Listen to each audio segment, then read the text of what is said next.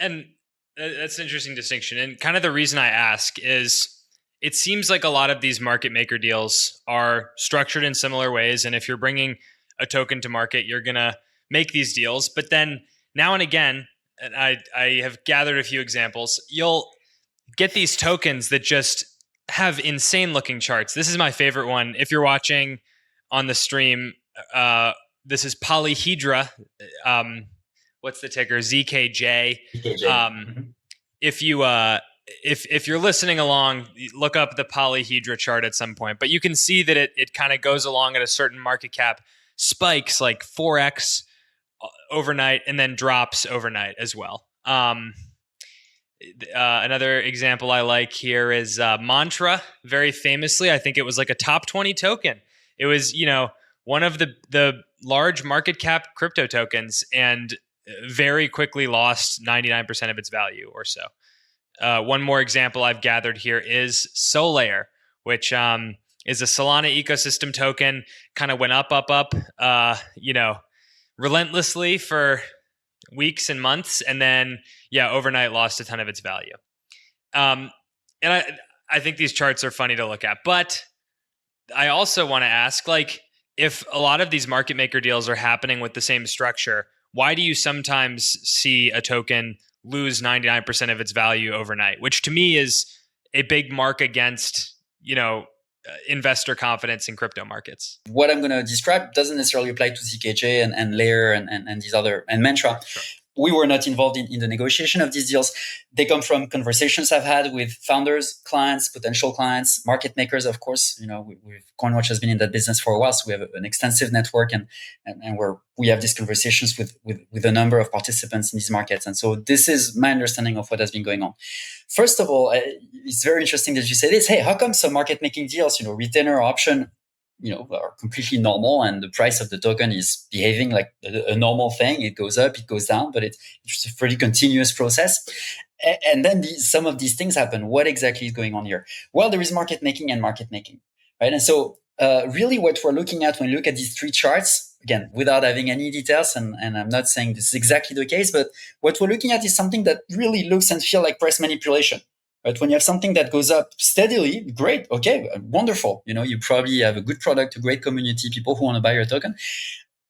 How can it go down 90% over a few hours? If nothing has happened, your founder wasn't put in jail, or no big corporate news has happened, no big hack, how exactly can that happen? Well, this really feels like there was a deal somewhere that triggers this kind of cascade. And so let me give you my take on what may have happened on some of these tokens since the beginning of the year. This is very far from normal market making, from what we've just talked about since the beginning of this podcast. It's called active market making. And so I really like how crypto is able to come up with these really fancy names from time to time. And active market making sounds pretty good. It's like, we are active, these guys are passive. Boo, passive is bad, active is good, right? Active, actually, the first time I heard the term, I think it was coined by DWF about a year or two ago. And I'm like, what do you mean? And I've been a market maker for 10 years before this, right? So, at big banks around the world, I've never heard that term. I'm like, what exactly is active market maker? And so when you were to look at the description that they put out publicly back then, it was really about, active market making is really about, kind of helping your price goes in a direction that makes sense for you, the client. They're like, oh, what? Like that sounds very, very manipulative potentially. And so what exactly may have happened in some of these examples? This is a super popular structure that we kept on hearing about. Thank God, less so now, because some bad examples have happened and people are like, oh, actually it's dangerous. But still very crazy and very far from the normal job of the market maker. So this is how it works. Founders are being told by these active market makers that they have a solution for the price of their token. You don't like the price of your token? It's a bit like an engineering problem that you have on your protocol. It's a bit like a bug that you should squash. We have a solution for it. We can help you put the token price wherever you want it to go. Sounds awesome, right? For someone who's not necessarily a veteran of markets, and who don't realize that the price of something should be really left free, right? That's exactly why it's trading in the market, so that the market can determine its value. It's like, oh, I want to put the price of my token higher if I could, right? And so this is how it works. How do you send the price of a thing higher? Well, you buy. Pretty simple. Ideally, you buy with as few sellers as possible being present in the market. Of course, the fewer sellers there are, the easier it's going to be to send the thing higher. Right? It's super simple. So you start with a very low circulating supply. You can say the circulating supply is whatever you want. As you well know, I'm sure, CoinGecko, CoinMarketCap, they receive the circulating supply number directly from the protocol. So there's zero DD, zero check there, right? So you can really put it anywhere you want on the screen, but the true circulating supply should be small. That's step one. Step two, you need to get cash. You need to get cash because that's how you buy the token, right? So, and then with cash, now you can start to send the price of the token higher. Okay, great. That's a good recipe. It's a sensitive recipe. And it makes sense. I mean, if there is a lot of demand in the market and you and I and we all want to buy the same thing, it's going to go up. Well, how do you get cash out of thin air? Because this is not about fundraising or anything like that. It's about finding cash for the foundation. Well, you can sell something, but you cannot sell liquid tokens. Otherwise, it stops making sense, right? You sell liquid tokens to buy them back. No, it doesn't work. So you have to sell tokens that are locked. These tokens, you cannot actually, the person buying them from you is not going to receive them until 3 months, 6 months, 9 months from now, right? However, you get the proceeds today. You get the cash today. That sounds wonderful, right? So you get a pile of cash today, and you've only sold tokens, but you're only going to settle them in a few months.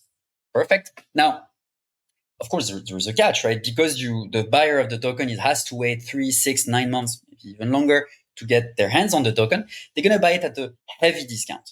Right? Back in the day, 6 to 9 months ago, that discount was about 20, 30%. Lately, on some tokens that have abused the system, let's say the discounts have gone to 70, even 80%. Okay, so think about it again. You sold one token that settles in 6 months. Against it, let's say for $1, against it, you got 20 cents. Okay, now you got to sell 5 tokens to get $1 today. Wow. Okay, so to be able to buy a token today, you need to sell 5 tokens in the future. Now you start to see how things maybe can go wrong. But that's a problem for the future. What the active market maker is saying is, hey, don't worry about it. Don't worry about the future. With all the cash, you're going to send the thing up, great momentum. Because you can have great momentum, you can have great BD opportunities. You can point to your token saying, look at what a success story we are. And as a result, you can really kind of fake it till you make it. It's a bit like putting a rocket to orbit, right? Once you reach escape velocity, boom, you're going to breach the Earth gravity. And now you're set, right? And then stuff will be sold later, but it doesn't matter. People will love your project, love what you're doing. The problem is if you run out of fuel before you reach escape velocity, to keep with this image. Now, what could happen? Well, if it's only 6 to 9 months later, if you bring back some of these charts, if you look at the scale, actually the dump happened a few weeks after, right? 3 weeks, maybe even 1 month after. So how does that work exactly? Why would you sell something locked for 3 weeks later? They most likely didn't do that, right? Them or other people. What probably happened is that the deal was for 6 months. However, think about it from the point of view of the buyer. Those are usually liquid funds, right? So liquid funds, hedge funds, sometimes attached to a VC, completely separate from the VC function, by the way. Sometimes a straight hedge fund who said, sure, I'll buy something 80% discount to get it 6 months later. But these guys are looking at the screen as well. And they see the price going up and they're like, oh, I like this. This is good. I'm making money on this trade, right? I cannot realize that P&L just yet because I'm getting the tokens later, but that's nice. I like that position. And then they start to see the rocket fuel starts to run out because the cash runs out, right? Because you run out of people to sell these tokens to. And so the liquid funds are like, oh shit, it used to go up 10% every week. Now it's not doing that anymore. So maybe the first time that actually the few people in the market that have tokens start to sell, the liquid fund is like, whoa. I don't want to be the one holding the bag here. So I'm going to sell. I can't sell tokens. I'm going to sell perps. And so usually if you were to plot the funding rate of the perp alongside the spot, you would see pretty much exactly like that scenario or maybe a few minutes before.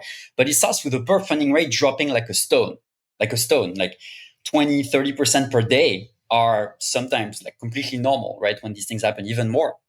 And the idea is the first liquid fund starts to sell perp. Now that they sold the perp, they're hedged, right? There's short perps, there are long lock tokens that they can get rid of, but because they sold the perp, okay, they realize their P&L. However, the next liquid fund, well, now they're selling the perp, but at a lower price. And so everybody piles onto the trade. Everybody who bought the lock tokens piles onto the short perp, pushing the price of the perp lower until people are done hedging. And by that time, of course, the price is decimated, right? Because the short perp, the funding rate is super low. So anybody who has long tokens, by the way, that's probably the active market maker as well, buys back the perp, sells spot. And so the perp weakness percolates into the spot weakness. And then you have a decimated price chart way before the unlock happens. Nothing might happen on the unlock because now these guys are completely hedged. But now you destroyed your chart, right? And now every time you're going to go see someone, whether in your community or a builder, or it's going to be hard to, look serious because like, what happened here? And that chart is starting to be famous, right? And so this is not so much pump and dump. This is really not normal market making, liquidity providing. This is active market making, buy spot, sell in the future, and really, by and large, toxic structure that cannot end well.